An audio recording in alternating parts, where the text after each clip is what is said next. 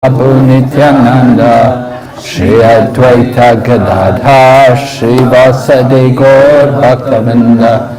Hare Krishna, Krishna Krishna, Hare Hare, Hare Rama, Rama Rama, Hare Hare. So, what do you remember from yesterday? Anything? Yes? Importance is coming to mode of goodness. Okay. Yeah, what are you going to do to come to the mode of goodness? You got any plans to help you come more to the mode of goodness? Shastric study. Shastric study and morning program. Okay, yes. You already have that. You're already doing that Shastric study and morning program. What are you going to do to come more to the mode of goodness? Come more to the mode of goodness, right? You're already coming to morning program. You could come to the morning program in the mode of ignorance. Be more clean. Huh? Try to be more clean. Take 2-3 times a bath. Yeah, I hope you do that. Yeah, you should bathe. Brahmacharis, sannyasi is supposed to bathe 3 times a day. Lord Chaitanya, when he stayed at Puri, he was bathing 3 times a day in the sea. Bathe in the sea, that's salt water. After you bathe in the salt water, you need to take bath to get the salt off, because the salt. But Lord Chaitanya, 3 times a day, would go to bathe in the sea. Sannyasi is supposed to bathe 3 times a day. Householders bathe twice a day. Brahmacharis can bathe once a day. But you can bathe also in the holy name. Even if you have no water, you can bathe in the holy name. Yes? Tolerating the urges of the tongue to speak. Yeah, we have to tolerate. But what are we going to do to curb them? Speak more of Krishna glories. All right. We're going to do more preaching, more speaking, maybe more reading, more chanting. These things can help us, yes? We also heard, Maharaji, that the root of sin is ignorance. Ah, yes, the root of sin, ignorance. And from ignorance comes? Because of ignorance? Passion, sinful desires. From ignorance, because of ignorance we get desires, material desires. And with material desires leads to sinful activities. And sinful activities result in? Suffering. Suffering, right. So we have to try to remove the ignorance from the heart. Okay, so we'll go on.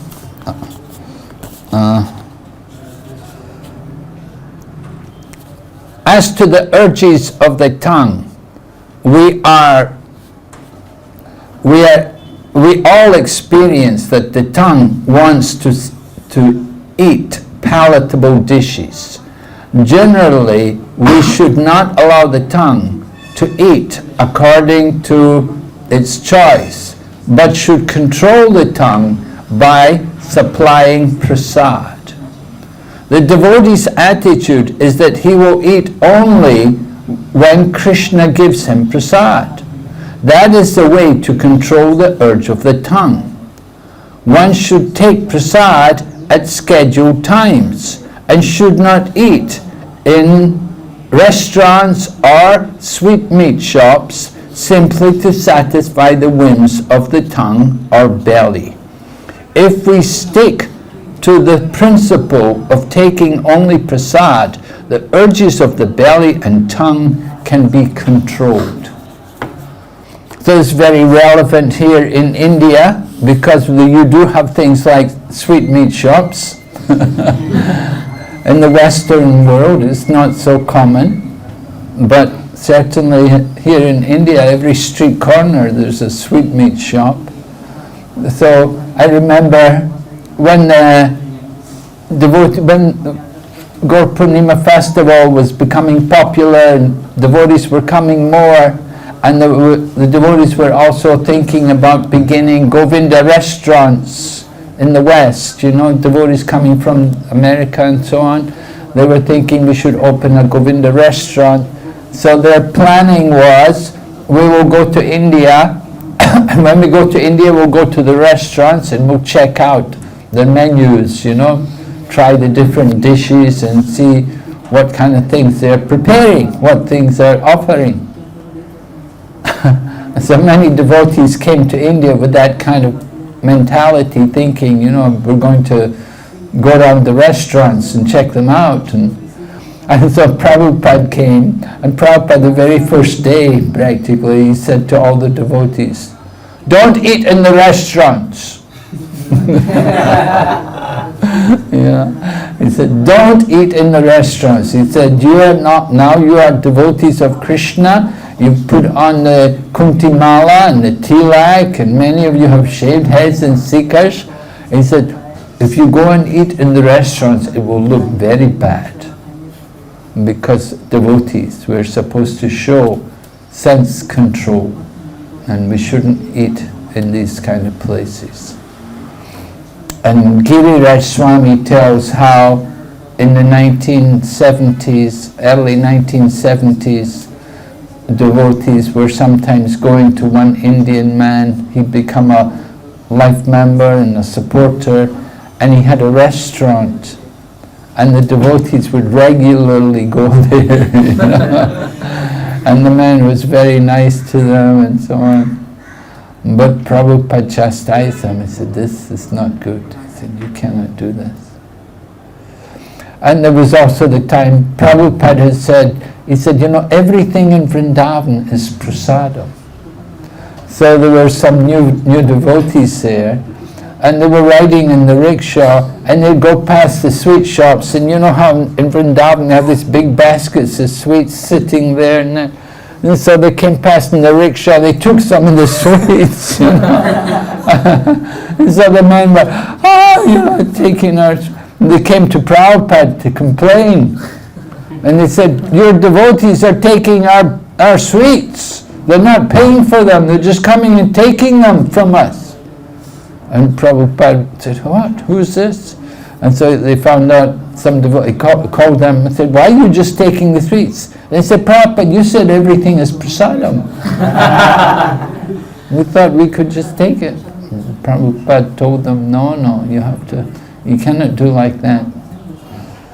So sometimes devotees, especially coming from the West, we don't know so well the etiquette, we don't know how to behave.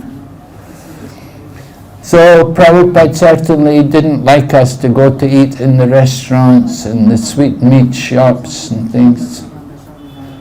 And I have to be careful. And he suggests just take prasadam at regulated times. If you have a regulated time, then the tongue becomes controlled. Right? How to conquer lust. Remember, we were speaking from Bhagavad... Lord Krishna Arjuna had asked, why do we perform sinful activities even unwilling, as if engaged by force? And Lord Krishna explained about lust. It is the all-devouring sinful enemy and so on. And where it's found, it's seated in the senses, in the mind, in the intelligence. And then how to overcome it. How to overcome it? By regulating the senses. So when our senses are regulated, then it's much easier to conquer over the tongue. If we have that kind of control, that this isn't the time to eat, now we take prasadam. And the rest of the time we don't take prasadam.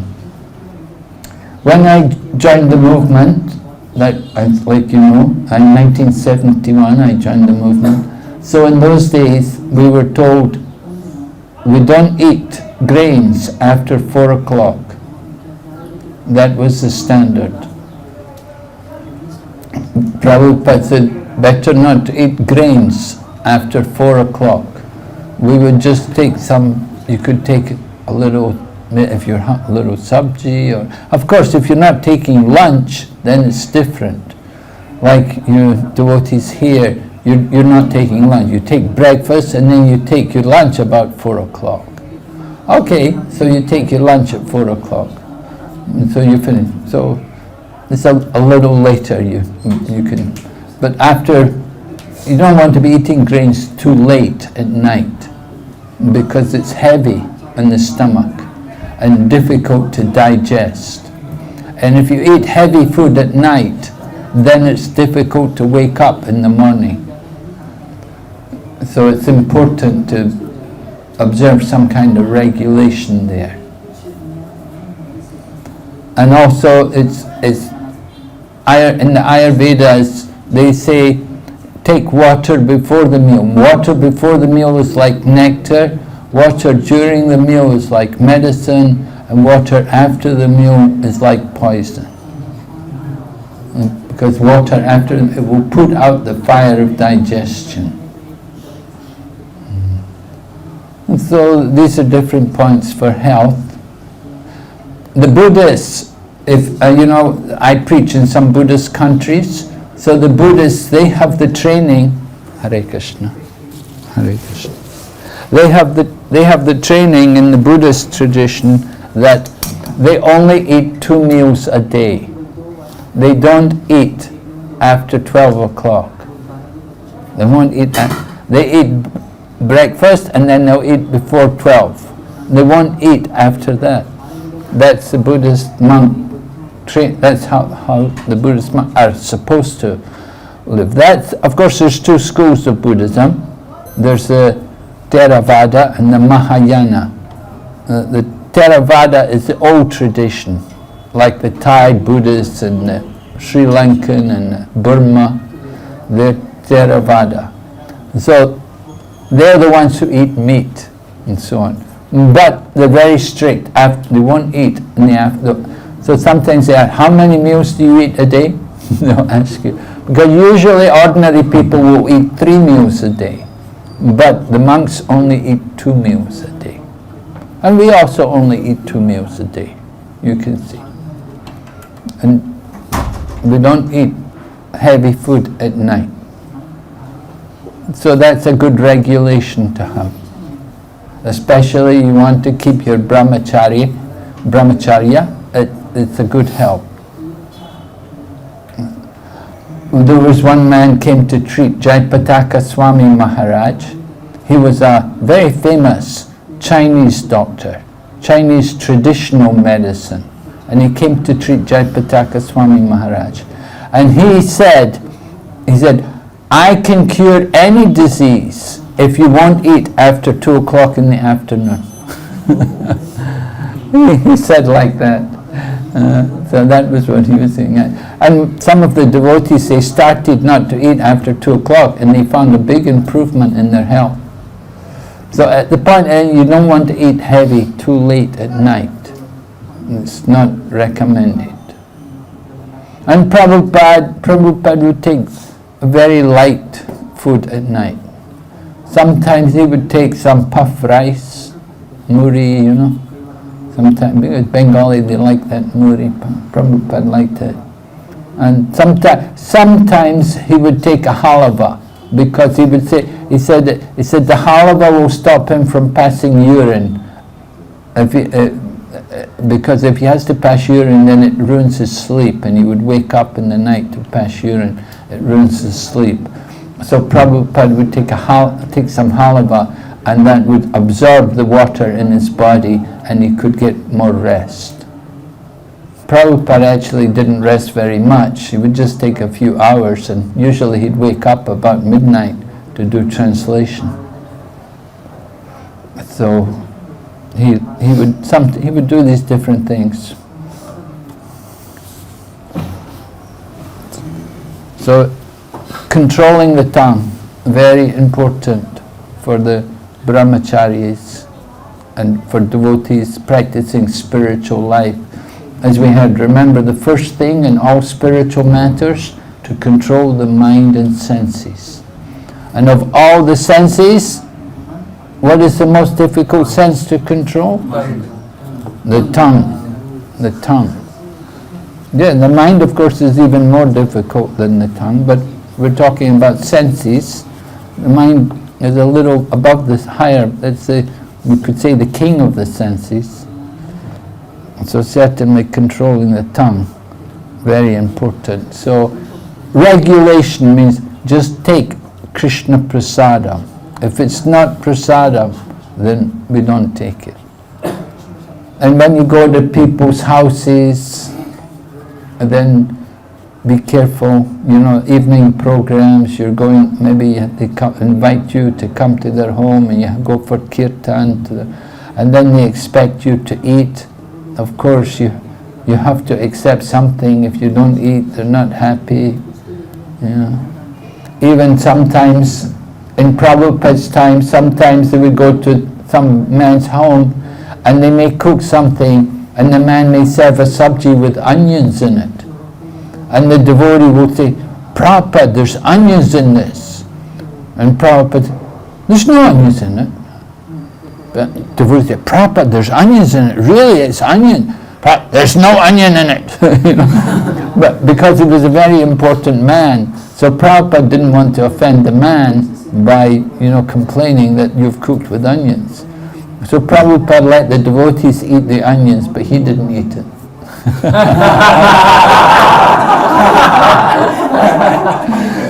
He let the devotees eat it.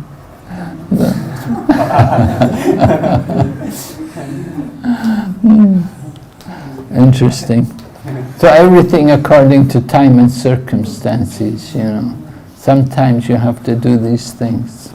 But generally, we prefer to avoid it. Just like there was the Ekadasi incident. The devotees in the Gaudiya Mat, in the times of Bhaktisiddhanta Saraswati Prabhupada, the devotees were observing Ekadasi and they were doing fasting. They were not eating. They decided we won't eat, we'll just chant and have kirtan, we won't cook, we won't eat anything. But then an invitation came for some preaching program. That same day they wanted devotees to come for a program. But the devotees said, no, we're all fasting today. We can't go for any program today. And Bhaktisiddhanta Saraswati Prabhupada said, why not? And they said, Prabhupada, we're all fasting. So Srila Bhaktisiddhanta Saraswati said, then cook and go for the program. He didn't care very much about fasting. Preaching was more important than fasting. So, of course, cook Ekadasi prasadam, Ekadasi prasadam. Just like Prabhupada had devotees observe Ekadasi in the beginning, and Prabhupada would cook an Ekadasi feast. He would cook a feast for the devotees on Ekadasi. Because he wanted to encourage them and keep them inspired in Krishna consciousness. And too much austerity, too much dry austerity is not good. Some people, they're very attached to nirjal, full fasting, and like that, and even staying awake all night. Lord Chaitanya used to do that. Lord Chaitanya wouldn't eat, he wouldn't drink, he wouldn't sleep. He'd stay awake all night on Ekadasi. So that's a full Ekadasi vrat. But, it's not so possible for many people to do that. How many people can do that? And even Bhaktivinoda Thakur chastised Srila Bhaktisiddhanta Saraswati. He said, because Bhaktisiddhanta Saraswati was doing nirjal, fasting on Ekadasi. But Bhaktivinoda Thakur told him, he said, this is not necessary in the Kali Yuga. You don't need to do all that. So from that time on, then Bhaktisiddhanta Saraswati, he would begin to take fruit. And he would eat fruit, a plate of fruit in the afternoon on Ekadasi. So we have to understand how to apply Krishna consciousness, how to be Krishna conscious, how to observe the principles. We're not so much attached to great austerities. That is not really required. We want to cultivate devotion rather than just practice dry austerities, fasting. And sometimes you fast and you're so weak You just can't do anything. You just sleep all day, you know. You don't do anything hardly. So what's the good of that? But if you take some Ekadasi prasadam and do service, that's much better. All right? Any questions about this? You understand this? We have to learn how to apply these principles and not be fanatic. Yes, Prabhu? Maharaj, if like we are practicing very strictly, then one shouldn't take anything. So as you said in the case of like Prabhupada went to one life member's house and then there was onion. So it's like we can show very strictness in that we cannot take. He could have told that no, we cannot take this onion. And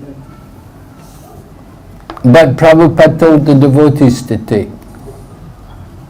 Prabhupada didn't want to offend the man. so how to apply in our life?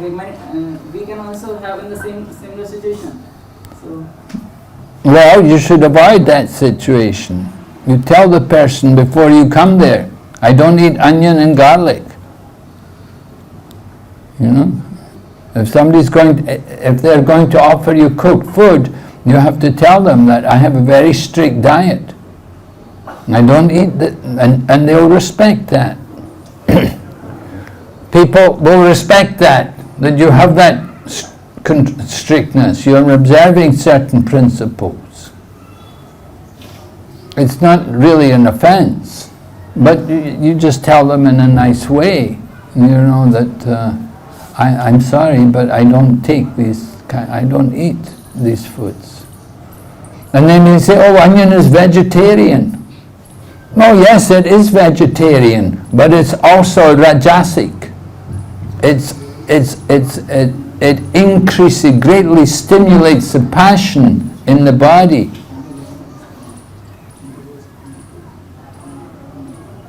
Even pilots in certain airlines, they won't let the pilots take garlic before flying because it influences their judgment.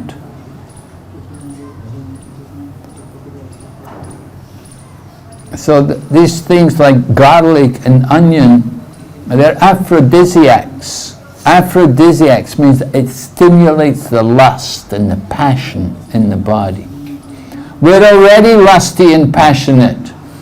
And you're going to eat things that will make you more lusty and passionate? It's not very good. And so we have to be careful. Right? You have to know how to apply these things. Maharaj, once I heard during Prabhupada time only that one devotee was sick, so Prabhupada allowed him to take some onion, garlic as a medicine. So can it be taken for us also, or how? Yeah, I've heard like that. I've heard like that. There was one devotee, they were having intestinal worms, and the cure for it was to take garlic tablets. And so, you know, you have a disease, you have a health problem. If that's going to help you cure it, yeah, then you could take it. Yeah. Krishna consciousness is practical. Of course, you don't go on taking it. You just take it enough to cure the disease, right?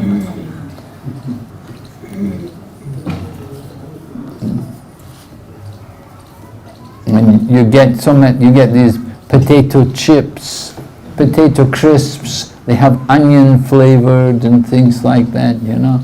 So we don't take these kind of things. And be careful what you eat. All of these kind of snacks, right? Packets of potato crisps and so on. They're not even real, it's not real food, you know, it's just some chemicals. They say potato chip, it's not even potatoes, it's made from some chemicals. They use chemicals to manufacture the things. Okay, well, go ahead.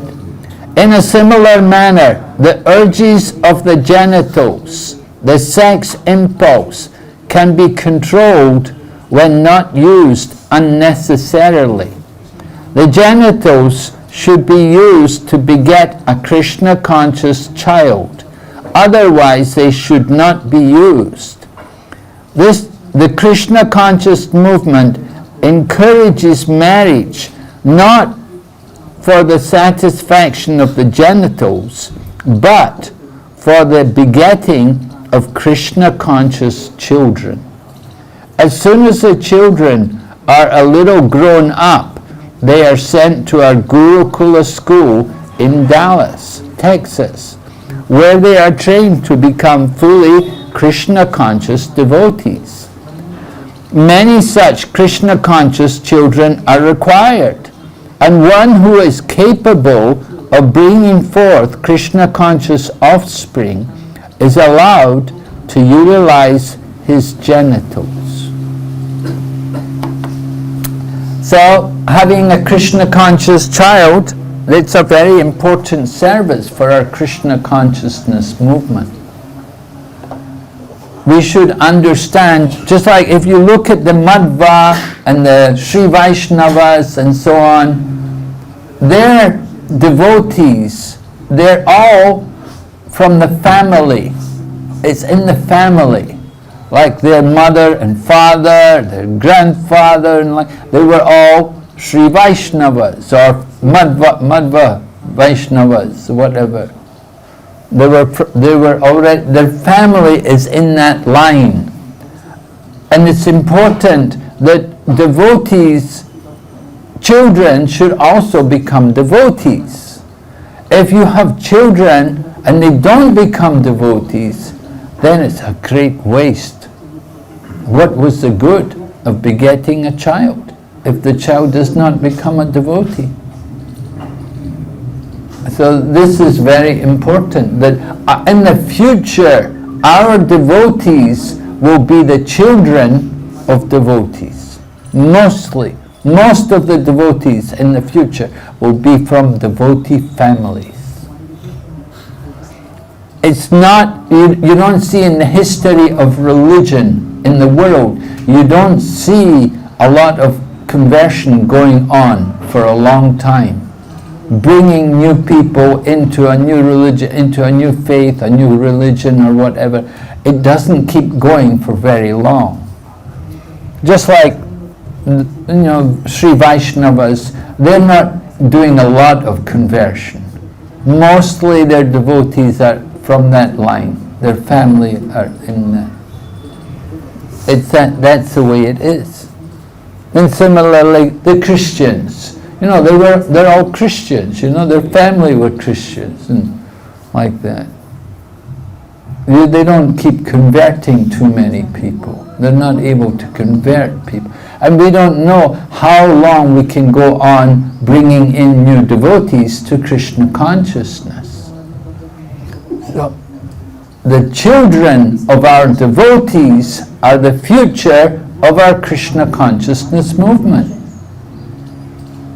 And the children have to get properly trained and educated. And Prabhupada mentions here, in this time when Prabhupada wrote this book, at that time the children were all going to the Gurukula in Dallas, in Texas. That stopped now. They don't do that now. Even in Prabhupada's time they stopped that. They moved everything from Dallas, they moved all the children to Vrindavan. Because there were difficulties in USA. There were difficulties with the government, the different authorities. It wasn't so easy to bring up children in the Gurukula, in the Gurukul system in USA. They still have a day school there at Dallas, Texas. And they have like the TKG Gurukula or something, but the children go home at night. And even nowadays, I was just there in Mayapur, I just came from Mayapur a little while ago, and Mayapur now they're planning that all the children up to the age of 16 will go home every night. They'll go home every night and stay with their family, and they'll come in the daytime.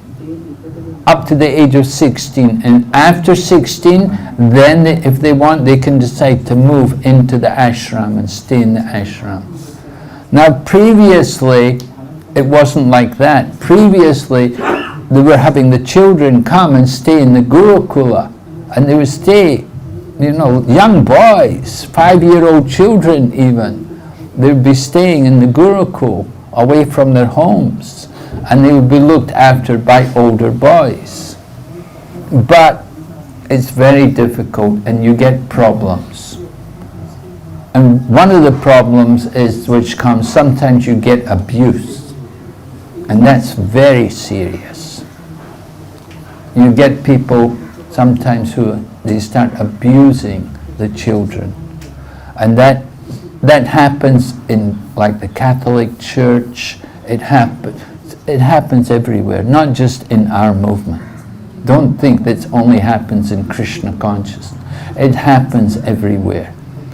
Wherever you've got children and older people, it's a problem. That's why we have the office now. They have a child protection office to protect the children, and anybody who's found guilty of child abuse, then it's very serious. And maybe they're not allowed to come to the temple. They're not allowed to, have any connection at all with children, of course. But the children are very important for our movement, and we want to bring them up to be devotees. And Prabhupada also said he learned everything from his father. Before he met Bhaktisiddhanta Saraswati, he said, I learned everything from my father.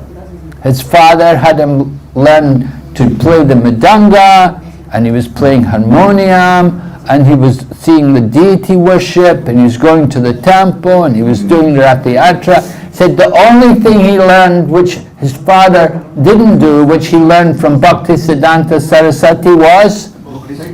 Yes, printing books, writing and printing books. And Srila Bhaktisiddhanta Saraswati, he was also born in a Vaishnava family, because he was brought up in the family of Srila Bhaktivinoda Thakur, or at that time Kedarnath Datta. So Srila Bhaktisiddhanta Saraswati, as a young boy, he'd already memorized the whole Bhagavad Gita. He'd already memorized all the slokas, all the verses. He studied all the scriptures, because his father instilled in him all of this. So when you get children like that, very special, very powerful. Just like they have a deity worship course in Mayapur, the deity worship course, it's open to people who are second initiated, but it's also open to people born in devotee families. Somebody born in a devotee family, that's better than being second initiated, because from birth they've been brought up as devotees. So children are very, very important for our movement. They're the future. We give a lot of importance to training them. Prabhupada was very concerned about, he encouraged the devotees. When a girl would be pregnant, then Prabhupada would be very careful, take very good care of that child. Because these children who are born to devotees, from the Bhagavad Gita, we learn that they were already advanced in yoga. So to be born in a devotee family, it means in their previous life, they were already advanced in yoga practice, but not quite successful. They didn't have enough to go back to Godhead, but they're taking birth in a devotee family. So it's an opportunity. This should be their last birth. No more birth in the material world. They're born in the devotee family. Such a birth is rare in this world. So we give great importance to bringing up children in Krishna consciousness and training them nicely to be devotees. And we see some wonderful devotees. There were some young men came to Mayapur. They were in Vrindavan. I asked, they did kirtan. They did this wonderful kirtan. It was just amazing. It was really wonderful. And I asked them, they were Western-bodied men, and I asked them, how did you learn so much nice kirtan? They said, well, we were born in New Vrindavan. They were brought up in New Vrindavan. Their parents were devotees. So for their whole childhood they spent doing kirtan, did a lot of kirtan. And they were staying in Vrindavan, they came over to Mayapur, and their kirtan was just wonderful. You could tell, you can see, because their whole life they've been in Krishna consciousness. Okay, when one is fully practiced in the methods of Krishna conscious control, he can become qualified to be a bona fide spiritual master. Right? You want to be a spirit? We need many spiritual masters. It's a service. And we need many spiritual masters. There's a great need. We don't have enough spiritual masters. We need many more. So you should all want to become spiritual masters. Go on and teach and give mercy to others. Okay, now we're going to hear Srila Bhaktisiddhanta Saraswati's commentary on this verse. This is called the Anuvriti explanation of Upadesha Amrita. Srila Bhaktisiddhanta Saraswati Thakur writes that our material identification creates three kinds of urges. The urge to speak, the urge or demands of the mind, and the demands of the body. When a living entity falls victim to these three types of urges, his life becomes inauspicious. One who practices resisting these elements of these demands or urges is called a tapasvi, or one who practices austerities. By such tapasya, one can overcome victimization by the material energy, the external potency of the Supreme Personality of Godhead. So victimization by the material energy. We become victimized by the material energy. What will happen to us when we're victimized by the material energy? We lose the taste to continue ahead. Yeah? We think that we are this body. Yeah, we think we're the body. Yeah? The threefold misery and birth, that Yeah, but that's going to be there, yeah? Three urges. Huh? Three urges. Urge of tongue, urge of body, urge of mind. Yes, and so? Three urges, are they going to be controlled? No, they're not going to be controlled, right? So we become victimized by the material energy. It means we will be put under the modes of nature. We will be suffering. Adi Klaishik, Adi Bhautik, Adi Atmik, the different miseries which are there in the material energy. Suffering, it's all suffering. What is the cause of our suffering? Because we're trying to exploit the material energy. We're thinking this world is for my enjoyment. Apariyamitastvanyam prakritim vidimai param jiva bhuta mahabaho yedam daryate jagat. This is it, right? Besides this material nature, Krishna had described the material nature, the elements of the material energy. There's another energy of mind, which are all living entities. And what are they trying to do? What are the living entities trying to do? They're trying to serve Krishna. Krishna's They're trying to exploit the resources of the material world. Because we are the para-prakriti, we are the superior prakriti. So we are thinking that apara-prakriti, the material nature, is all there for me to enjoy. Right? We're not thinking there's a Purusha above the Prakriti. We're thinking we're the Purush. Right? But actually, we are not. We're Prakriti. We're not Purush. But we're thinking we're Prakriti. We're thinking we're the Purush. And we're thinking that Prakriti is all there for us to take. What's the difference between the two Prakritis? The inferior Prakriti and the superior Prakriti? What is the difference? Inferior, it cannot move itself. Superior Prakriti makes it move. Yes, why can it not move? It's dead matter. Yes, it has no consciousness. There's no consciousness in this table. Right? The microphone is not conscious. But the mosquito is conscious. The flies are conscious. We are conscious. Why? Because there's the superior Prakriti there. And that's where the consciousness is coming. Right? So superior Prakriti.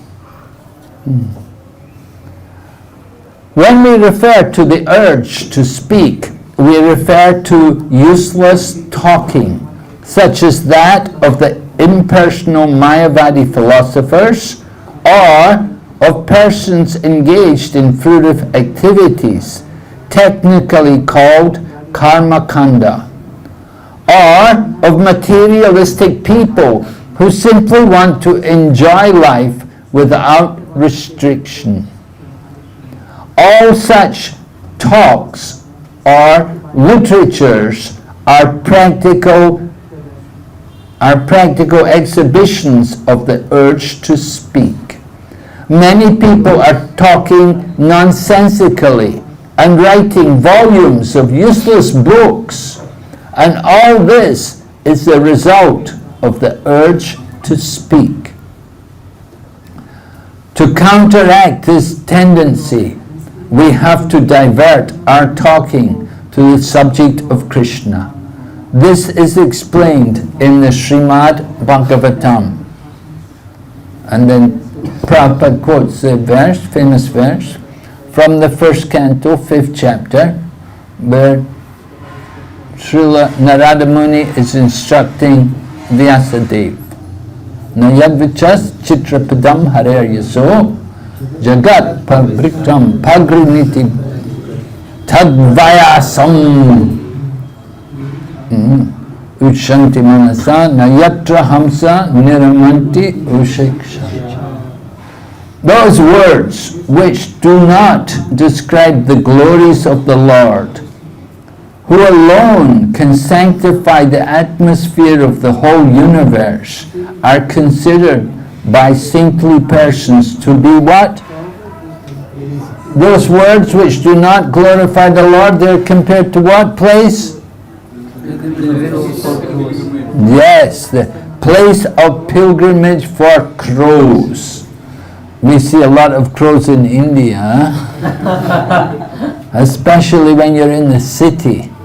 You see the crows. Wow. Since the all-perfect persons are inhabitants of the transcendental abode, they do not derive any pleasure there. Right? We don't get any pleasure in the place of What is the place? Where do the crows get their pleasure? Garbage. In the garbage, right. If there's a dead rat, wow, the crows will all come, they will have a feast to eat the dead rat. So, the all-perfect persons are inhabitants of the transcendental abode. There's a big difference between these people and the devotees. Okay, and then Prabhupada quotes the next verse, Tadvagvishargo janata gaviplavo Yasmin pradesho tamapadhyati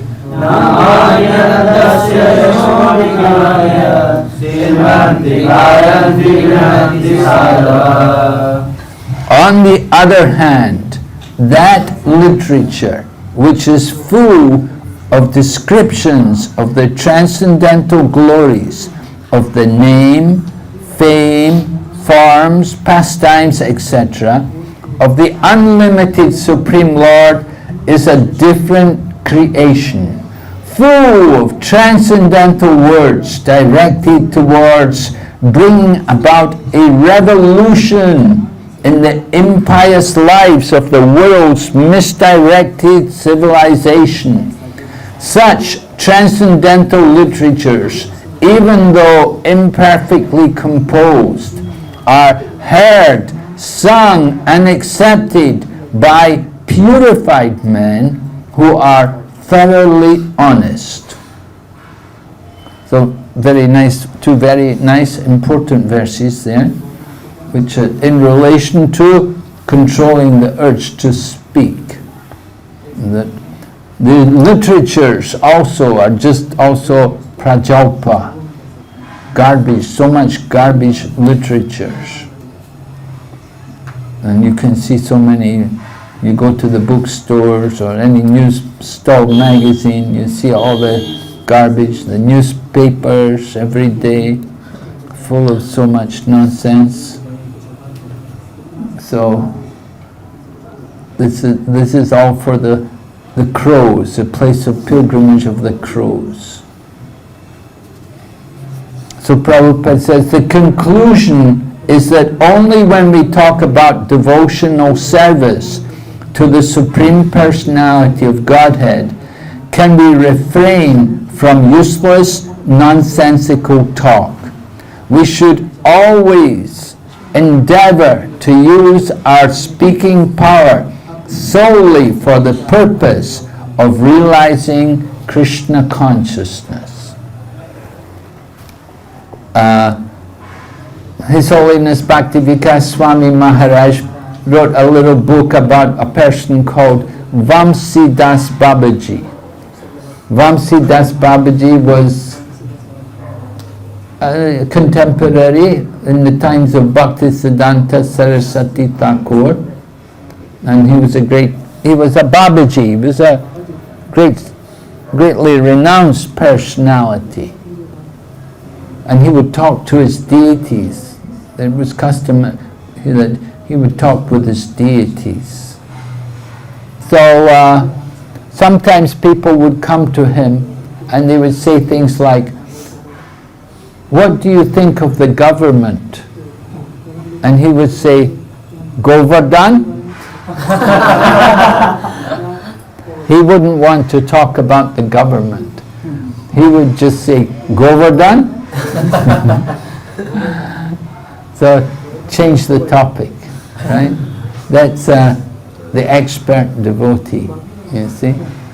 Why should we, just like when people would come to Prabhupada, sometimes they'd come to Prabhupada, they say to Prabhupada, "Swamiji, how old are you?" He would say, "I am the same age as you."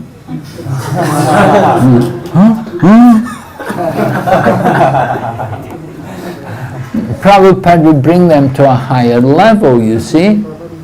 And Prabhupada would explain, "Yes, I'm the same age as you. I'm an eternal soul, and you are also an eternal soul." You see?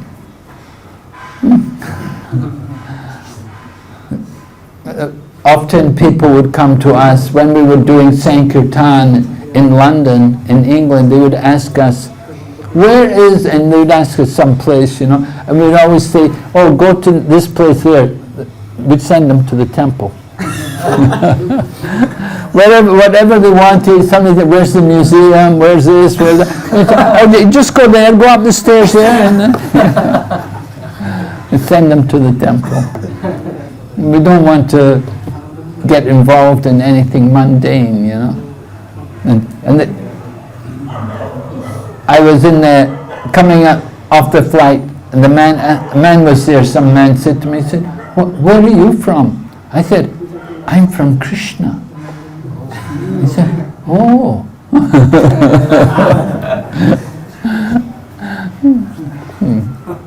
But really, yeah, I know Krishna, but where did he come from? You know, I said, well, originally we're all from Goloka. You know, we're all pure spiritual beings, and we all come from the spiritual world.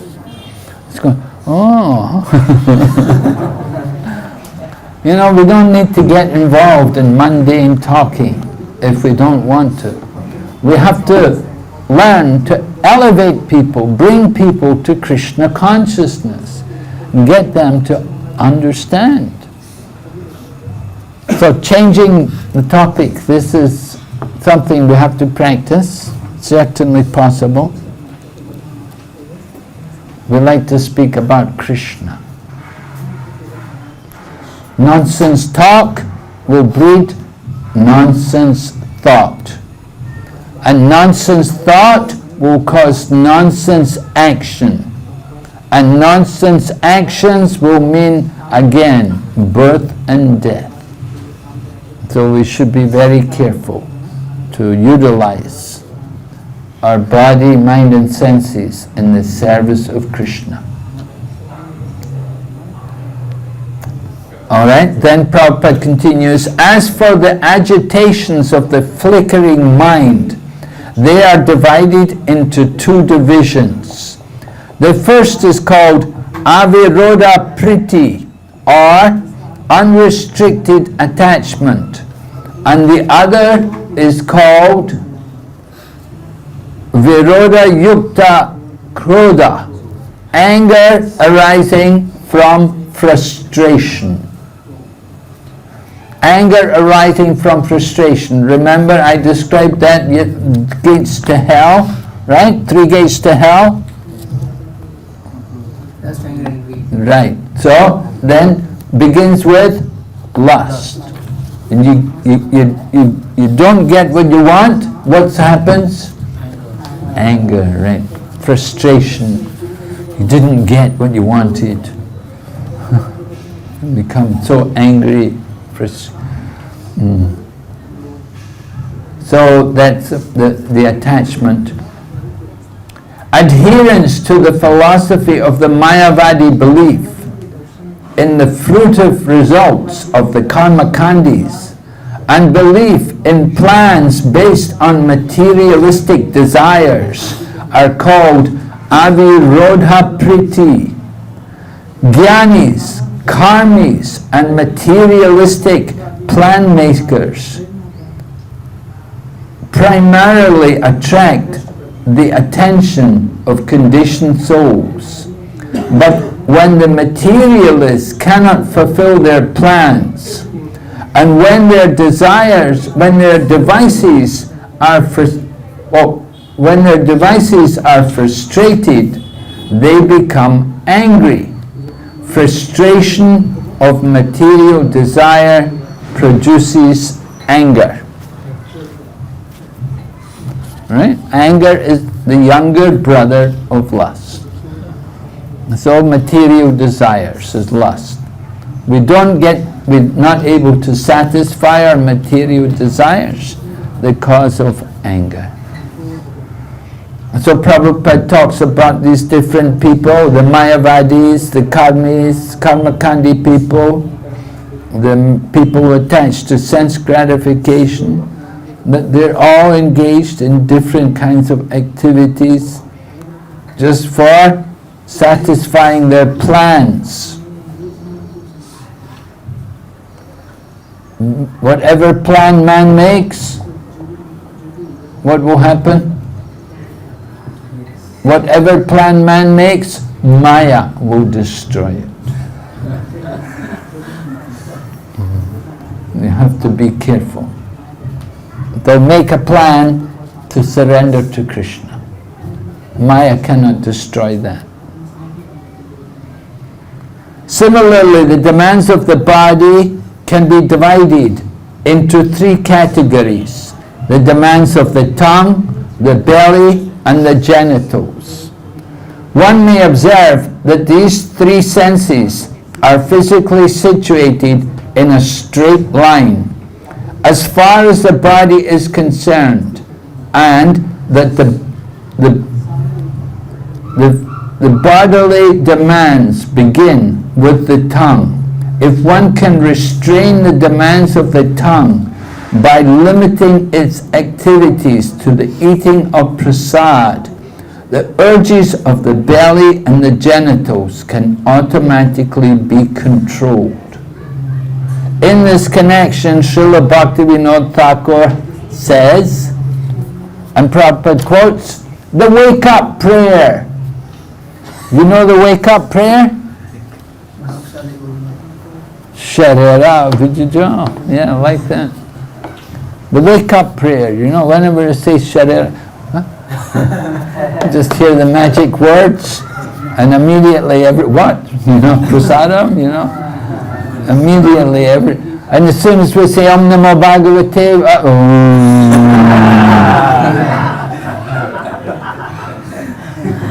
we go to sleep prayer. So different prayers, you know. So of course that prayer which we say before taking prasadam, it's important because it takes away our material conception when we honor prasadam. We should understand that we're not simply eating prasadam, we're honoring prasadam. And we do have material conceptions about it. Oh, what's for prasadam? Oh, I like that. Oh, I don't like that. You know, we have our material conceptions. When they would distribute Prabhupada's remnants, they would merge it all together. Prabhupada would say, mix it all up. So they mixed up the salty and the sweet and everything would all get mixed up. And then, because if you don't mix it up, people say, give me that, give me material conceptions. We shouldn't have material conception about prasadam. Prasadam is spiritual. And we have to honor it with the proper consciousness. So Bhaktivinoda Thakur gave us this very nice prayer. Of all the senses, the tongue is the most voracious and difficult to control. But you, dear Lord Krishna, have been so kind. You have given us this nice prasadam. So now let us take this prasadam to our full satisfaction. And by so doing, glorify the Lordship Sri Sri Radha and Krishna. And in love, call out for the mercy of Lord Chaitanya and Lord Nityananda. Alright, so honoring prasadam. There was one time in the Nectar of Devotion it says, you should only take prasadam when the spiritual master calls you. So there was one devotee, Upendra Prabhu, he was Prabhupada's servant. So he stopped taking prasadam. So Prabhupada said, why are you not taking prasadam? He said, Prabhupada, you didn't call me. And Prabhupada said, I'm always calling you, come and take prasadam. So, yeah, you know, we should take prasadam. Just like we say, regulated times, proper time. Prabhupada liked us to take prasadam, liked to see us honor prasadam, liked to see us happy in taking prasadam. And Prabhupada taught us, he said, like, during the week we take rice, dal, chapati, sabji, and on the week, one day a week we have a feast, like Sunday feast. One day a week opulent, a little opulent. Halava, sweet rice, maybe samosa, pakora, these things. Cook up nice, something more, a little more opulent. And that way, everybody's happy, everybody's satisfied once a week. But if every day you eat these kind of things, it's not very good, you know. It won't be good for your health. Won't be good for your senses either. We have to be careful. So we're going to hear about this. Prabhupada is going to talk about taking prasadam here. There are 6 kinds of rasas or tastes, and if one is agitated by one of them, he becomes controlled by the urges of the tongue. Some persons are attracted to the eating of meat, fish, crabs, eggs, and other things produced by semen and blood and eaten in the form of dead bodies. Others are attached to eating vegetables, creepers, spinach, or milk products, but all for the satisfaction of the tongue's demands. Such eating for sense gratification, including the use of extra quantities of spices like chili and tamarind, is to be given up by Krishna conscious persons. Tamarind, oh, tamarind rice, oh. One of the devotees from Malaysia, he told me because he's from Malaysia, Malaysians are Tamils, they like also tamarind things, tamarind rice. What happened was he went to Australia to study, to do postgraduates. He says the hardest thing was no tamarind rice. To be away from the tamarind rice was unbearable. Oh, agony. Do you people take tamarind rice? Yes? Right, yeah. The Tamils take it. You're not Tamils, that's the thing. And the use of pan, haritaki, betel nuts, various spices used in pan making, tobacco, LSD, marijuana, opium, liquor, coffee, and tea is indulging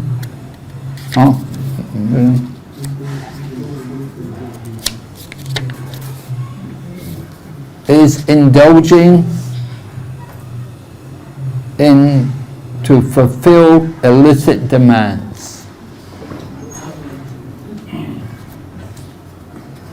If we can practice accepting only remnants of food offered to Krishna, it is possible to get free from Maya's victimization. So, pan, haritaki, Lord Chaitanya would take these things. Lord Nityananda, there's a story, there was this one devotee, Govinda Ghosh. You know Govinda Ghosh? You know that story about Govinda Ghosh?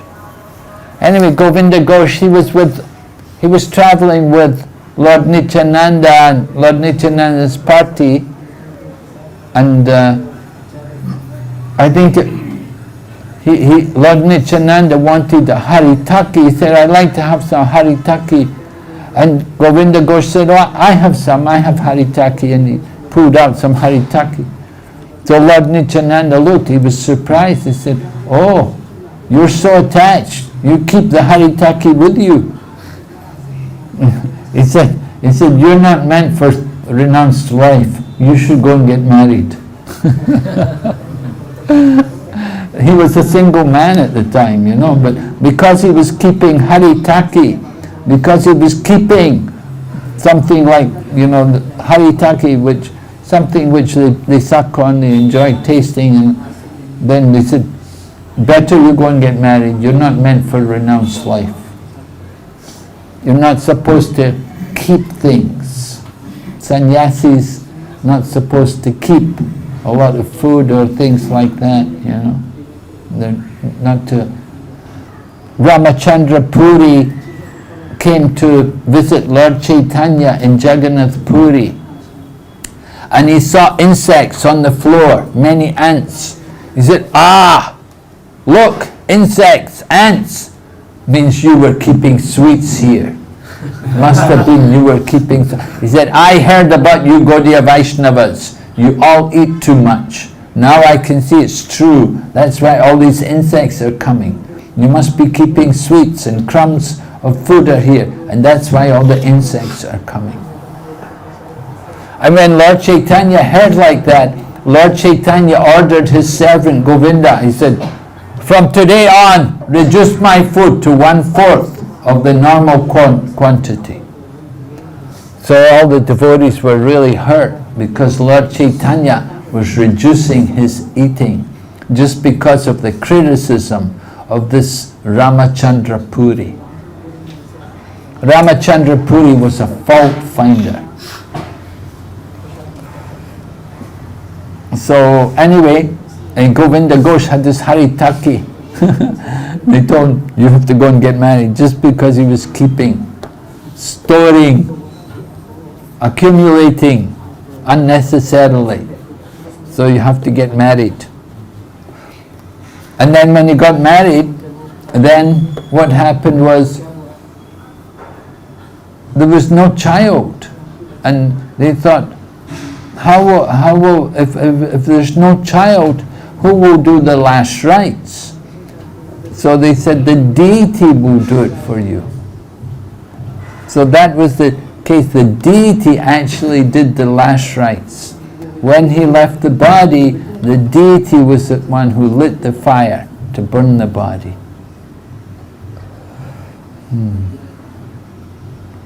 So that deity is there, still there. Govinda Ghosh. So we're warned, don't accumulate, don't store, save up things, you know. Sometimes you go to somebody's home, you know, and they open the fridge and they've got, "Oh, I've got the prasadam from 3 weeks ago, and I've got this from when I went to Jagannath Puri, and this is the prasad from Tirupati," you know, and they've got them all in the fridge, you know, like months old, you know. We shouldn't do these things, you know. We should distribute. We get prasadam, distribute it, right? And even if nobody wants it, feed it to the dogs, or put it out for the animals, the plants, the insects to come, or the jackals. But don't just accumulate it. Don't just keep it. It is possible to get free from the Maya victimization. Vegetables, grains, fruits, milk products, and water are proper foods to offer to the Lord, as Lord Krishna himself prescribes. However, if one accepts prasad only because of its palatable taste and thus eats too much, he also falls prey to trying to satisfy the demands of the tongue. Sri Chaitanya Mahaprabhu taught us to avoid very palatable dishes even while eating prasadam. This was, Prabhupada is quoting, actually this is in relation to Raghunath Das. Raghunath Das Goswami. Now Raghunath Das had come from a very wealthy family, and you know how he'd run away from home. His family always tried to bring him back. His father was very, very, very rich, and his uncle, they were both very rich, and they got him married to the very beautiful young girl, but he wasn't interested. He wasn't interested. He didn't want material life. He wanted to be a full-time devotee. He wanted to go and join the Krishna consciousness movement in Jagannath Puri with Lord Chaitanya. So finally he got the blessings of Lord Nityananda, when he went to Panihati, he did the Panihati Shiradahi festival, and Lord Nityananda blessed him. And a short time later, he managed to get away from home, and he went to Jagannath Puri and became a member there under Lord Chaitanya. Lord Chaitanya gave him to Swarup Damodar. Swarup Damodar Goswami would take care of him. And if Raghunath Das had any question to ask, he would go to Swarup Damodar. And Swarup Damodar would ask Lord Chaitanya Mahaprabhu. He wouldn't go directly. But it happened that he asked about what should he do, what should his service be. So Lord Chaitanya gave him the instruction. He said, do not hear worldly talk, and do not talk like the ordinary people. Don't hear the Gramya Katha, and don't talk like these people either. And then he also told him, don't eat palatable food, and don't dress in a luxurious manner. Because he's not a sannyasi, but he's a Babaji. Babajis are above sannyasis. Sannyasis are on the material platform, but the Babaji is completely transcendental, fully above the material energy, Paramahamsas. To come to that level of Babaji, they wear white, like all of you, right? Most of you, you're in white. White is the color of the Babaji, the fully renounced person. And of course they wear the short dhoti down to the knees.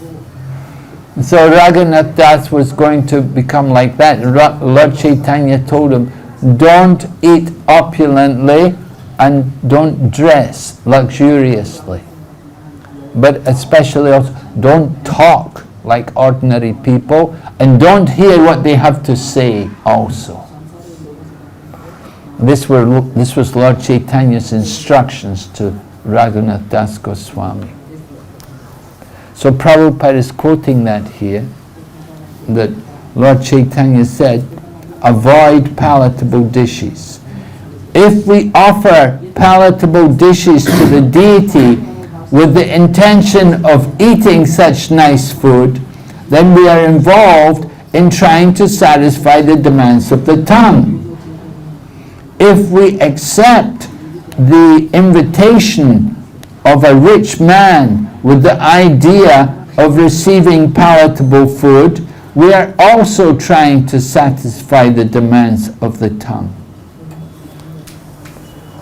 So, of course, this is a common thing, right? You have, if you're doing life do you make life members still here? No? Yes, you do. So sometimes, of course you have many people who are already members, and sometimes they invite you to their home. They want to do a program, they want to do some punya, and they want the devotees to come to their home. So it's difficult.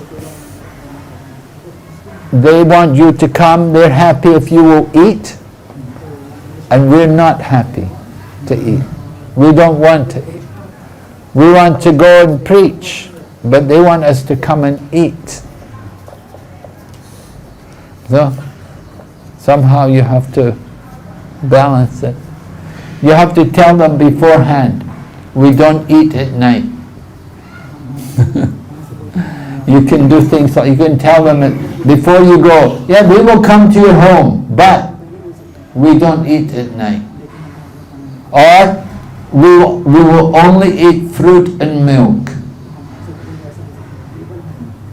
Something like this. You know? And you can give some sweets if you want. We can take them back and eat them the next day. Something like this, you know. You have to be careful. We don't go to people's homes just to eat,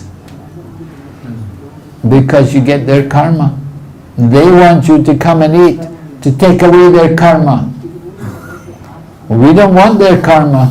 Why should we take their karma? Now, they're not chanting 16 rounds, they're not initiated devotees. They're life members, they're supporters of our Krishna consciousness movement, but at the same time, they're not full-on devotees. So, we can bring the food from the temple, that's also possible. You say, we will cook the food at the temple and bring it. And you can pay for it to the temple. You can do that.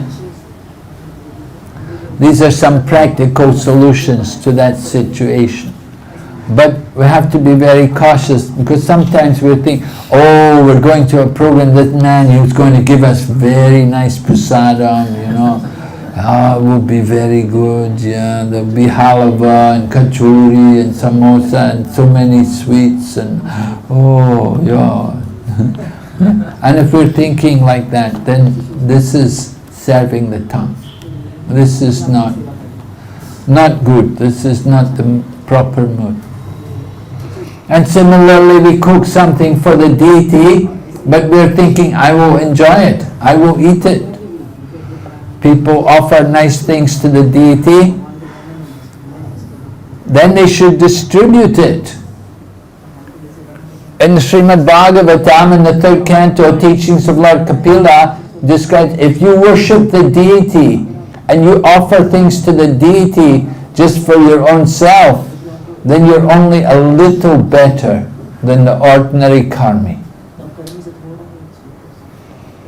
What we should do when we worship the deity, we offer food to the deity, then we should distribute it to the people. It's not just for our own self to eat. If we simply eat it ourselves, that is the demands of the tongue, the urge of the tongue. Simply we're serving the tongue. So then Prabhupada quotes the Chaitanya Charitamrita, a verse from the Anchal Leela. That person who runs here and there, seeking to gratify his palate, and who is always attached to the desires of his stomach and genitals, is unable to attain Krishna. So, that's the result. You just serve the tongue and the genitals, then you won't get to Krishna. You won't go back to God. You may say, I'm not breaking any regulative principles. Yes, we're not breaking any regulative principles, that's true.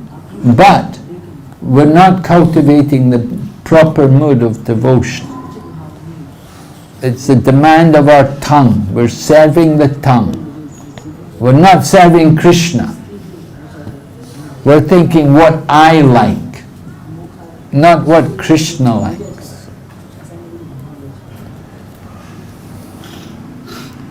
As stated before, the tongue, the belly and genitals are all in a straight line, and they fall in the same category. Lord Chaitanya has said, do not dress luxuriously and do not eat delicious foodstuff. Anchal Leela, chapter 6, 236. That's Lord Chaitanya's instructions to Raghunath Das Goswami. Now Raghunath Das Goswami is a complete renunciate. So, we cannot make that a general rule. Why do we dress? But we're encouraged to dress nicely.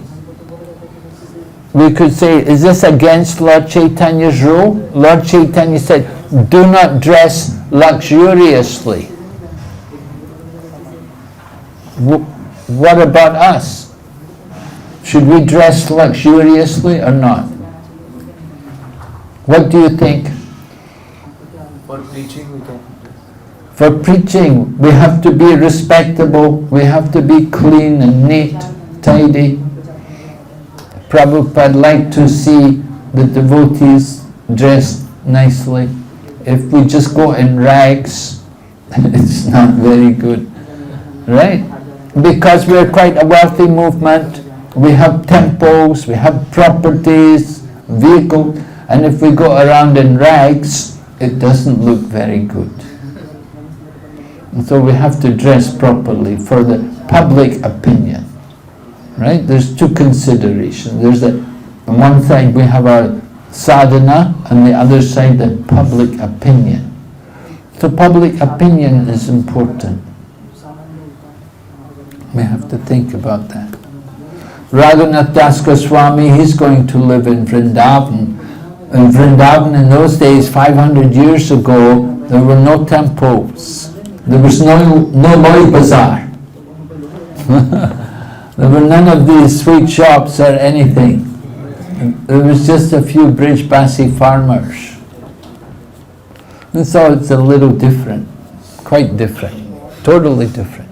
You go to live in Vrindavan, you don't dress opulently.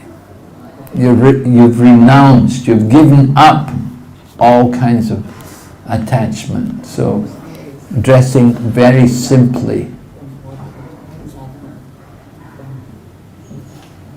And do not eat delicious foods. You still eat. Of course, Raghunath Das Goswami, he was so renounced that sometimes he would forget to eat. He was so absorbed in Krishna consciousness, they would just forget to eat. They'd be chanting, they'd be dancing, they'd be going to visit different places. They wouldn't even think about eating. We're not so much on that level. I don't know about you, but I know I'm not fully on that level, that you can go without eating. And he would just take a little bit of buttermilk sometimes. He would like that. He was so renounced. So we have to understand these teachings and how to apply them. Those who suffer from diseases of the stomach must be unable to control the urges of the belly, at least according to this analysis. When we desire to eat more than necessary, we automatically create many inconveniences in life. However, if we observe fasting days like Ekadasi and Janmashtami, we can restrain the demands of the belly. So fasting on Ekadasi, certainly observing the Ekadasi fast is good for us. You don't have to do full fast, but don't eat more. Usually the way it was in Prabhupada's time, we would only take prasadam one time on Ekadasi. We'd take in the midday. We wouldn't have breakfast. And everybody was told to chant 25 rounds. So these are some things. Ekadasi.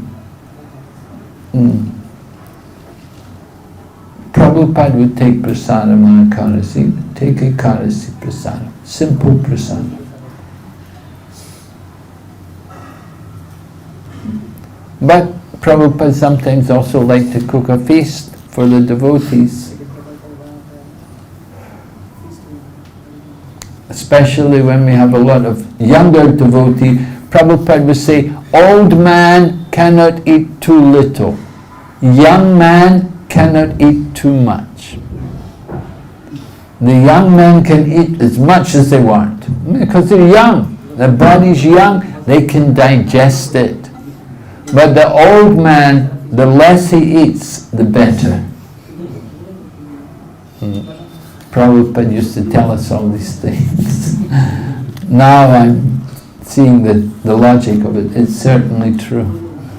In old age you cannot eat, you cannot enjoy. When you're young you can eat so much, you can enjoy so many things. Halava, chapatis, and so many you can eat. But then in old age, you can't do it. So fasting on Ekadasi gives the stomach a rest. You see, it's part of it's good for health. Of course, Ekadasi is a day which is dear to Krishna. And Prabhupada taught us the real purpose of Ekadasi is to increase our hearing and chanting and remembrance of Krishna. But even on a material platform, Ekadasi is good for us because it gives the body a chance to rest. Because every day we're eating and digesting, the body's working, and the body gets tired. Just like devotees, if we're working all day, every day, sometimes we need a break. We need to rest and just concentrate on reading, or maybe go to the dam or something like that, a little break. So we need a rest, the same way the organs in our body need a rest. And that day is Ekadasi. Let the body rest a little bit on Ekadasi. Don't eat so much on Ekadasi. Don't eat heavy food. Keep it light. As far as the urges of the genitals are concerned, there are two, proper and improper, or legal and illicit sex. When a man is properly mature, he can marry according to the rules and regulations of the Shastra, and use his genitals to beget nice children. That is legal and religious. Otherwise, he may adopt many artificial means to satisfy the demands of the genitals, and he may not use any restraint. When one indulges in illicit sex, as defined by the Shastras, either by thinking, planning, talking about, or actually having sexual intercourse, or by satisfying the genitals by artificial means, he is caught in the clutches of Maya. These instructions apply not only to householders, but also to tyagis, or those who are in the renounced order of life. So, important instructions, what it means to be actually brahmachari, right? We don't talk about these things, we don't think about it, don't talk about it, you can see here, there's no women here also, out of sight, out of mind, right? It's a healthy situation. You're very lucky in India, I was talking to Kavi Chandra Swami,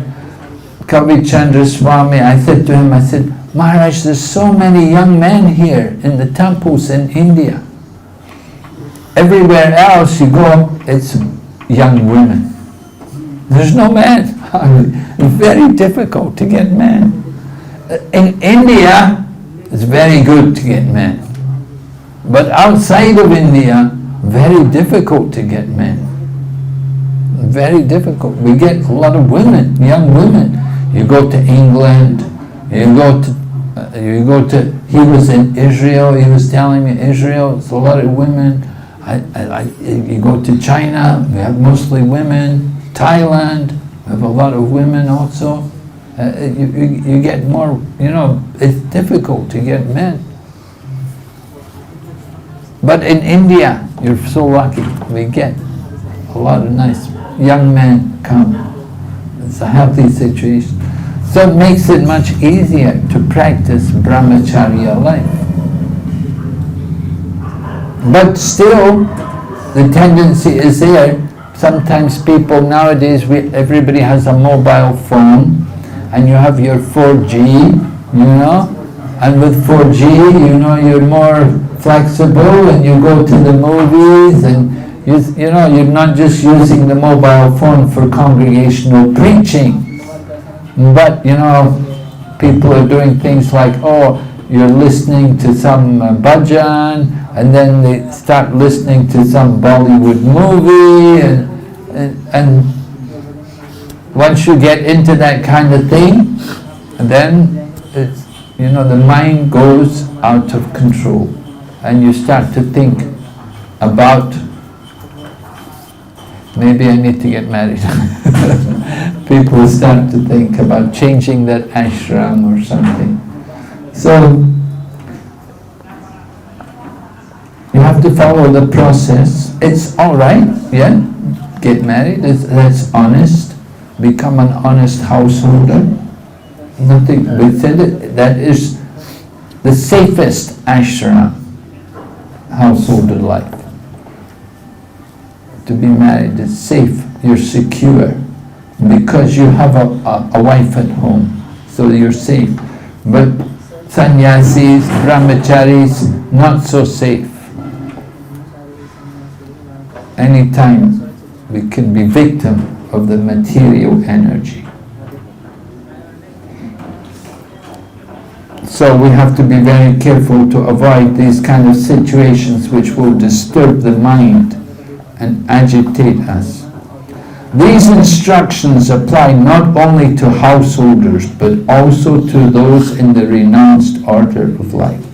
In his book Prema Vivata, Jagadananda Pandit says, and we'll hear what Jagadananda Pandit says, my dear brother, you are in the renounced order of life and should not listen to talk about ordinary worldly things, nor should you talk about worldly things when you meet with others.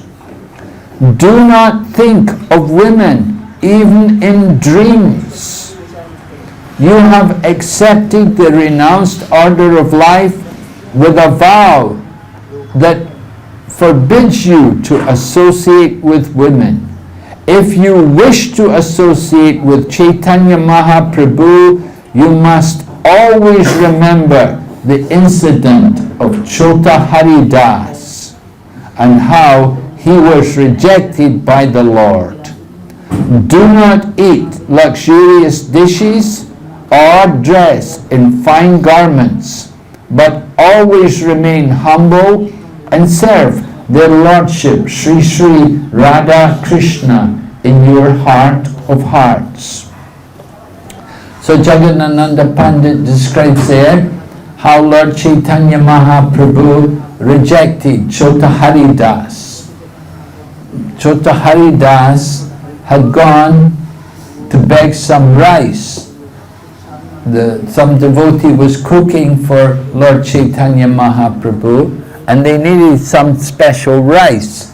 So Chota Haridas went to get it, and he went to Madhava Devi to get the rice. It was an elderly woman, but he brought the rice back, and when they cooked it and they served it to Lord Chaitanya, and Lord Chaitanya said, oh, this is very nice, where did you get this from?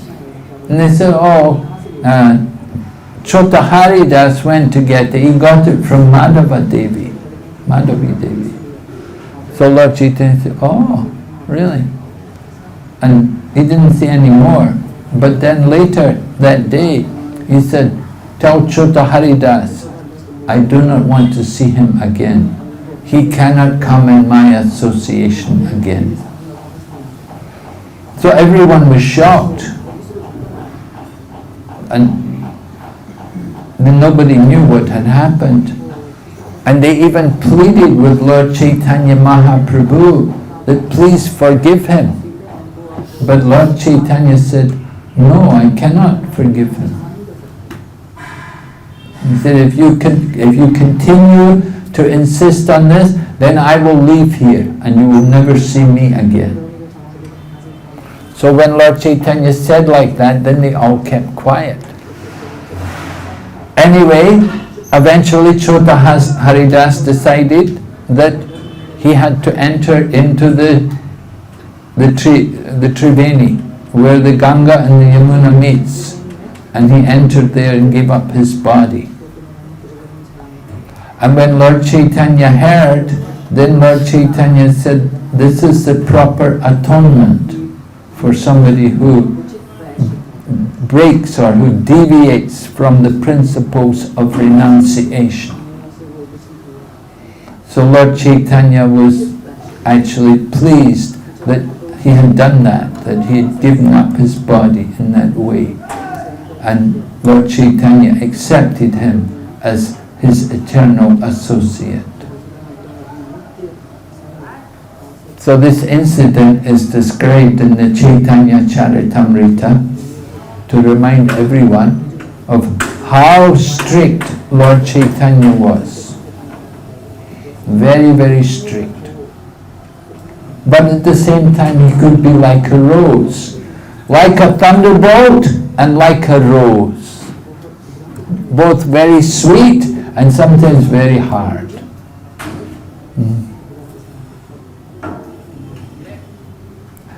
A devotee was talking, I was telling you yesterday, I was watching this devotee talking about the qualities, the 26 qualities of Prabhupada, or qualities of pure devotees, and one of them was perfect gentleman.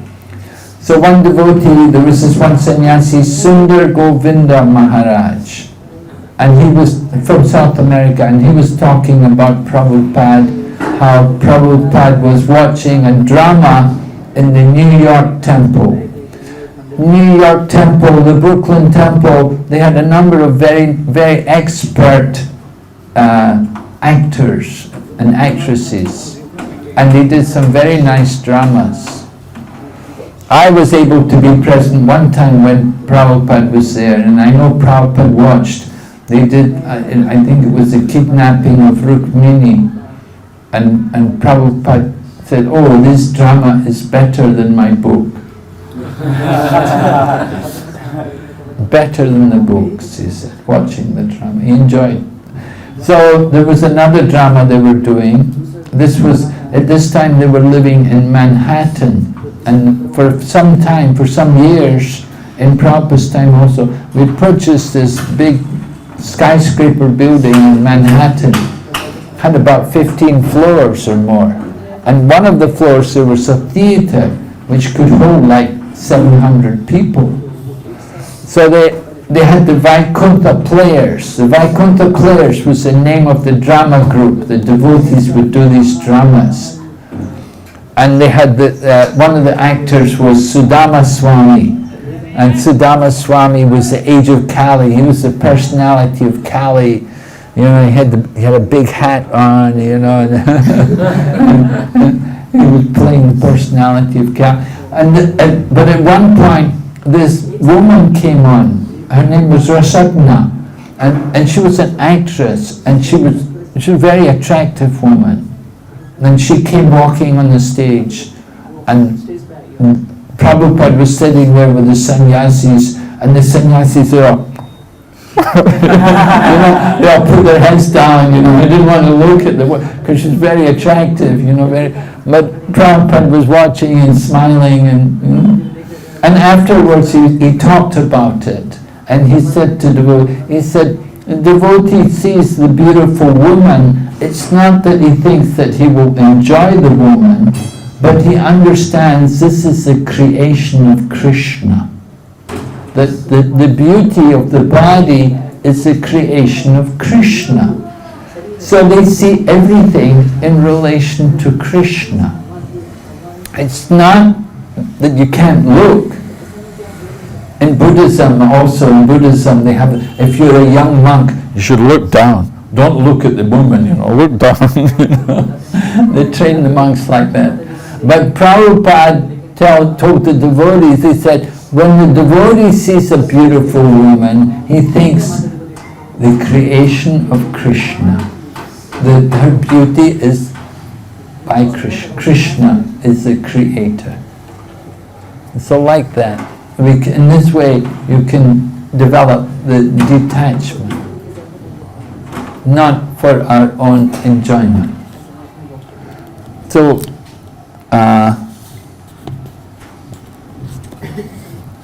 Jagadananda Pandit is writing about Chotaharidas. He committed some offense. I can't remember exactly what it was he did, but there was something wrong. There was some little deviation which he made there, which he shouldn't have done in the renounced order.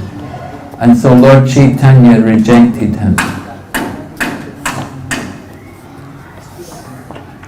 So this is a warning.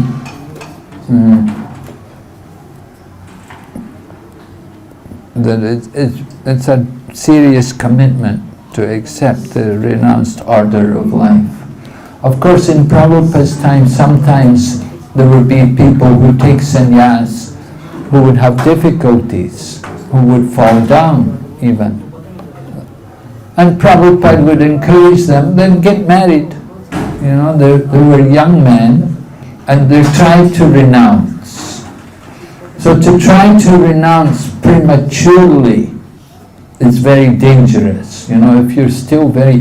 Prabhupada, because Prabhupada's time, most of the men were young. We didn't have a lot of old men. We just had young men. And Prabhupada needs sannyasis. He needs sannyasis to lead, to be the leaders, to go out and do the preaching and to lead and give the classes and inspire the devotees. They needed to have sannyasi. So Prabhupada gave sannyas to people. There was one year, 1976, Prabhupada gave sannyas 7 men. So one of Prabhupada's friends was there. And he said to Prabhupada, he watched Prabhupada give them all sannyas. And then he said to Prabhupada, he said, oh Prabhupada, he said, they're all very young. They're all very young men to take sannyas.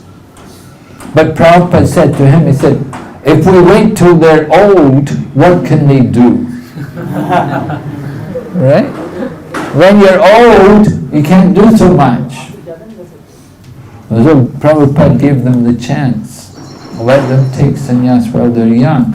But we saw also Sarvabhauma Bhattacharya when Lord Chaitanya came as a sannyasi at Jagannath Puri. What age was Lord Chaitanya when he took sannyas? 24. Right? Right? What age are you? 19. You've got 5 years, right?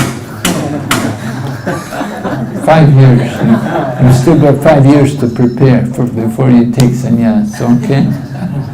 Lord Chaitanya took at 24. So he was young.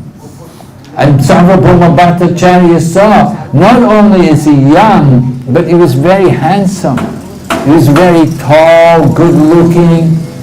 And Sarvabhauma Bhattacharya thought, well, it would be very difficult for him to maintain sannyas. So he thought, I have to help him. I will teach him Vedanta. Because if you have a good knowledge, then you can control your mind. There's a His Holiness Yadunandan Swami, an ISKCON sannyasi. You know Yadunandan Swami? Yeah? Okay, Yadunandan Swami, he wrote a book because he took a master's degree, and for his master's degree he had to write a paper. So he wrote a paper about the problems of sannyas in ISKCON and why people give it up, you know. And so in the book he talks about another book, that he read another book where one man was approaching his guru for sannyas, and he said to him, he said, now you want to renounce. He said, but you're only in your mid-20s. He said, when you come to mid-40s, will you still have that same mood? Will you still have that same mood? Will you still want to renounce? And sometimes it happens that people, when they're 20 or something like that, sannyas, I want to renounce. But then when they get to 40, Oh, I think I want to get married, you know, I never been married before. And it happens, you know, it happens. It's amazing, but this is how Maya works. So we try to be very careful. In ISKCON, they're really strict now about sannyas. It's easier to be a guru than to be a sannyasi. They're so strict. They have so many procedures you have to go through. You have to register and go to classes and courses and take a lot of training and things. So many procedures are required before they agree to approve your sannyas. Because they don't want fall downs. That's the reason. They want to try to preserve the image of the renounced order. So we should have many more sannyasis actually in ISKCON. We need more, but there's not very many. Gradually, the more will come. There's a lot of people waiting. So they have a policy also. Prabhupada gave sannyas to young men because they were not old men. But now they have the policy, you must be at least 40 before you get sannyas. So you've got 21 years to wait before you can take them. Because you have to be 40 before they'll even consider you for sannyas. Because then by the time you get to 40, people's minds are a bit settled, you know, but still, even you get people, even in older age, they somehow, their minds change. So it's a dangerous situation. You have to be very cautious.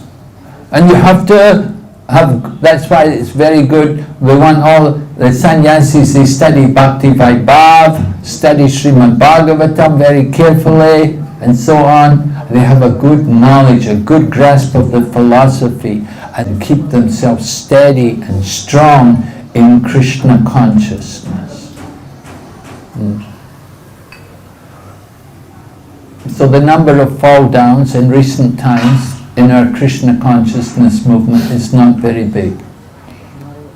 In the past there were a number of, from Prabhupada's time, because Prabhupada had given many young men and it was difficult for them to maintain. Like Jayapataka Swami Maharaj, he took sannyas when he was 19 years of age. He'd been in the movement maybe just 1 year or 2 years. And he took sannyas. But he maintained. He kept his sannyas. He's very learned. He knows the philosophy very well. He's very well read. And he's very careful in dealing with everything. Okay, any questions? Who wants to take sannyas?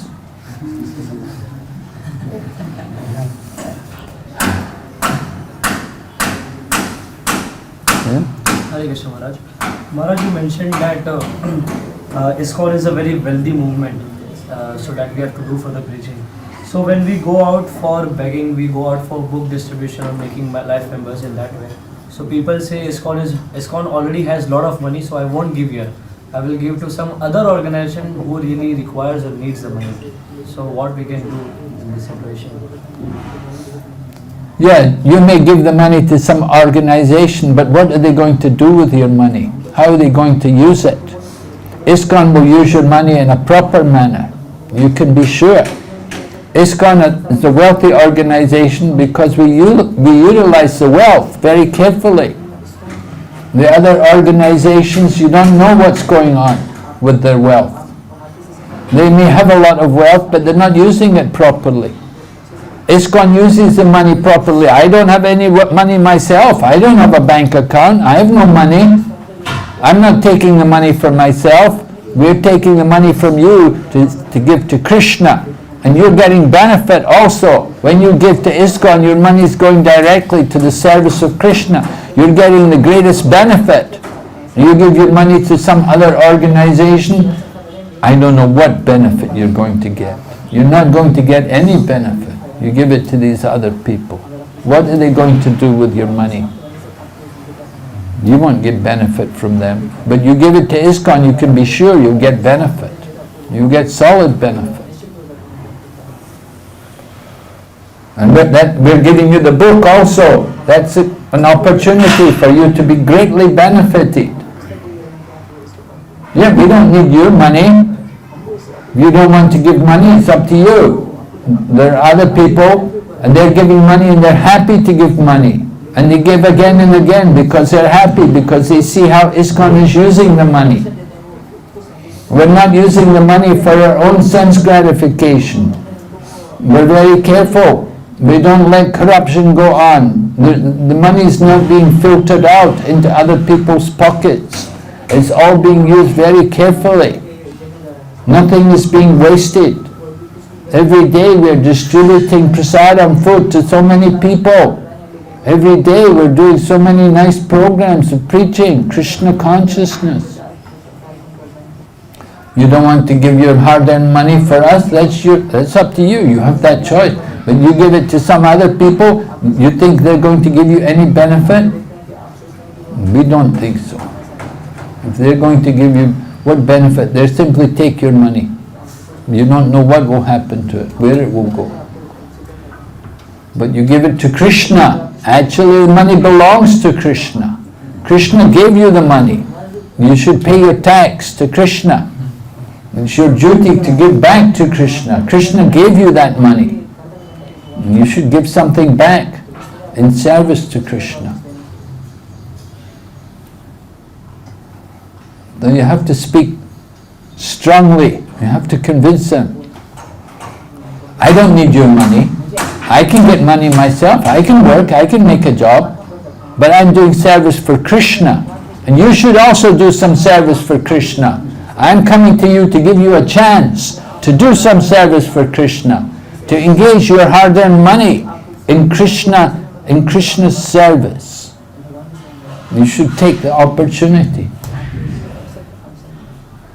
And whatever you give for the service of the Krishna consciousness movement, it will come back many, many times. Many people have that experience. They know by giving to Krishna, they're never the loser.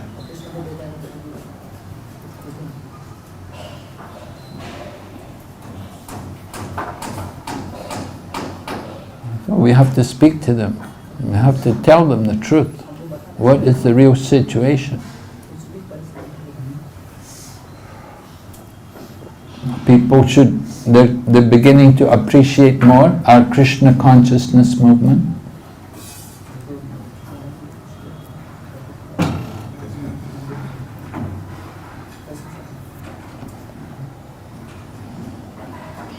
Yeah, any other questions?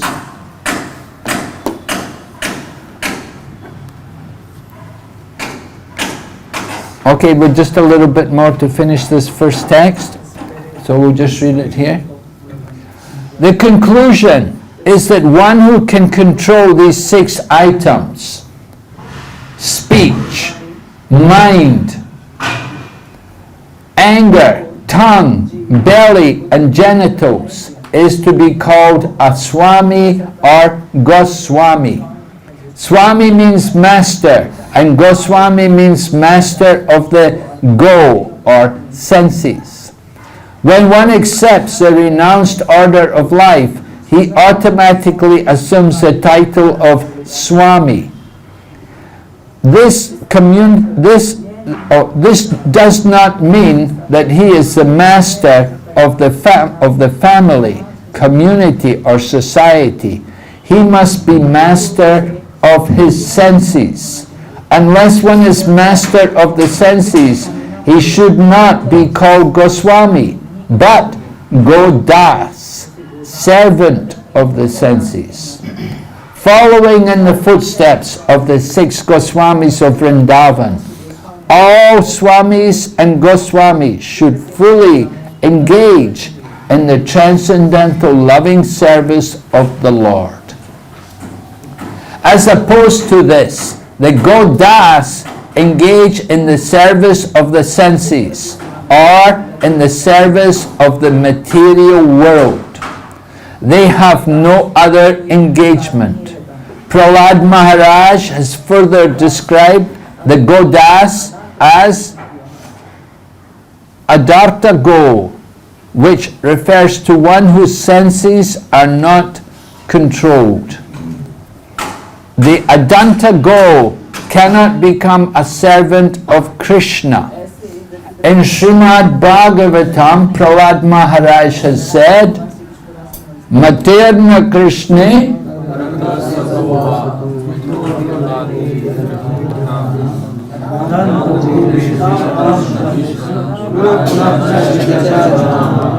Yes, right. For those who have decided to continue their existence in the material world for the gratification of their senses, there is no chance of becoming Krishna conscious, not by personal endeavor, by instruction from others, or by joint conferences. They are dragged by the unbridled senses into the darkest region of ignorance, and thus they madly engage in what is called chewing the chewed. So this verse is spoken by Prahlad Maharaj when his father, his beloved father Hiranyakashipu, was asking him, where did you get this Krishna consciousness from?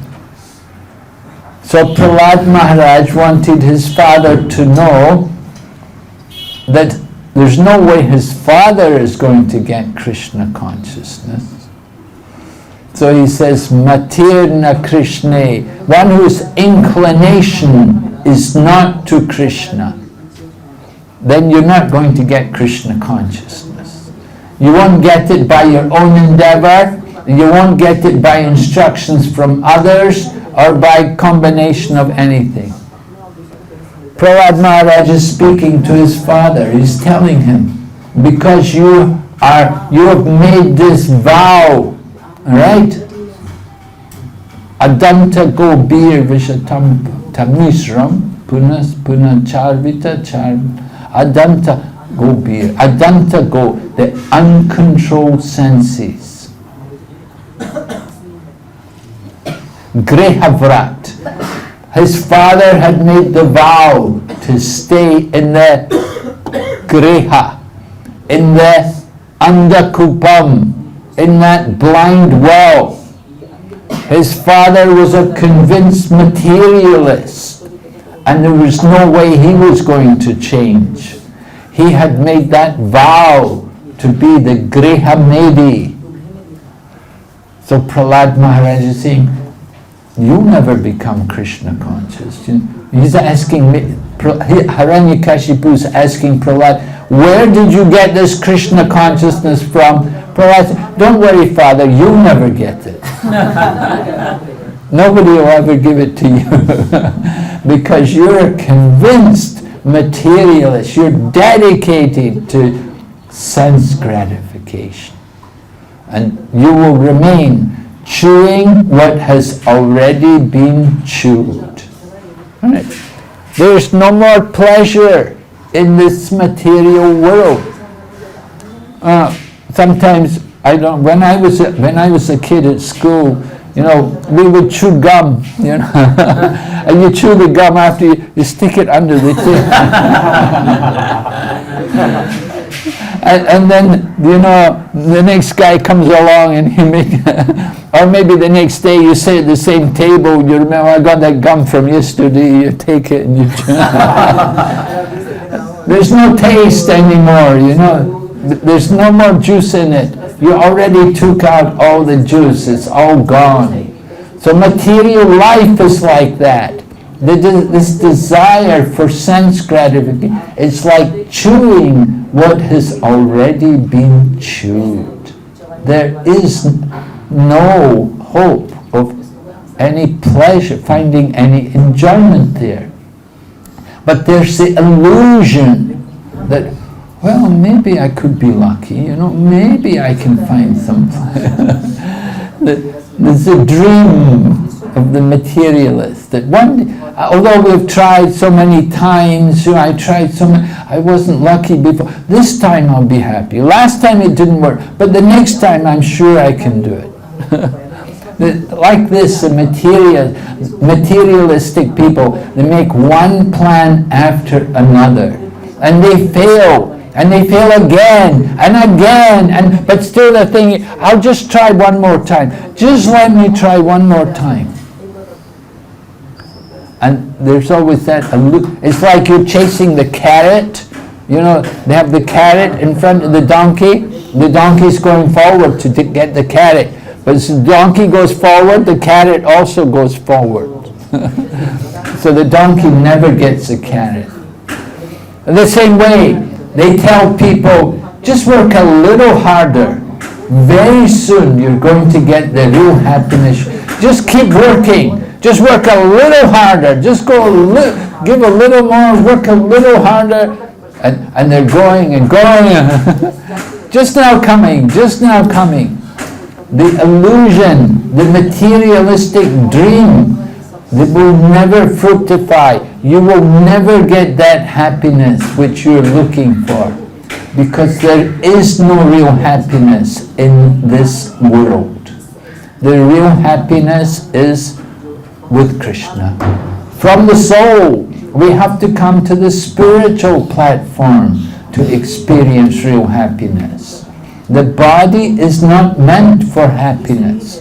The body is meant for misery. It's meant for suffering. You can get one little infection in your foot. It can be agony. Your life, you'll be so miserable. You get a little infection, a little cut. It can give you so much problem. To try to enjoy. Could you enjoy that foot? How can that foot enjoy? To get pleasure from the body is so difficult. To get pain is very easy. You can get all kinds of pain from the body. Toothache, headache, arm ache, backache, leg ache, knee ache. The whole body is meant to give you pain. You're trying to find happiness there? Good luck, Prabhu. The body is not meant for happiness, but there's an illusion of pleasure. This body is just meant to give us trouble, and that's why we want to give it up, to get out of this world and go back to Krishna.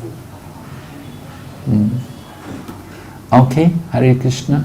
Thank you very much. Srila Prabhupada ki Jai.